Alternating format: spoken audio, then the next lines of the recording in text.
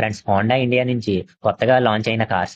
ఒకటి 2026 Honda city face lift, మరొకటి Honda ZR-V hybrid SUV. ముందుగా సిటీ ఫేస్ లిఫ్ట్ గురించి మాట్లాడుకుంటే ఇది కంప్లీట్ గా కొత్త జనరేషన్ కార్ కాదు, కానీ front design, LED lights, feature updates తో ఫ్రెష్ లుక్ ఇచ్చారు. ఇంటీరియర్ లో కూడా కొన్ని యూస్ఫుల్ అప్గ్రేడ్స్ ఉన్నాయి. ఇంజన్ మాత్రం ఆల్రెడీ మనకు తెలిసిన రిలయబుల్ 1.5 లీటర్ పెట్రోల్ మరియు హైబ్రిడ్ ఆప్షన్స్ తో కంటిన్యూ అవుతుంది.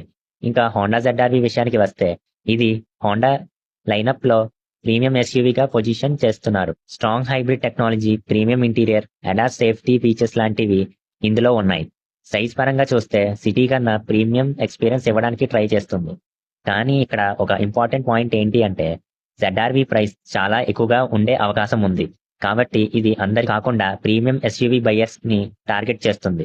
సింపుల్ గా చెప్పాలంటే, సిటీ ఫేస్ లిఫ్ట్ అంటే ప్రూవెన్ ప్యాకేజ్ కి కొన్ని యూస్ఫుల్ అప్డేట్స్. ZR-V అంటే హోండా హైబ్రిడ్ టెక్నాలజీని ప్రీమియం ఎక్స్యూవీ సెగ్మెంట్ లో చూపించే ప్రయత్నం. మీ ఒపీనియన్ ఏంటి? హోండా సిటీ ఫేస్ లిఫ్ట్ నచ్చిందా, లేదా హోండా ZR-V బెటరా?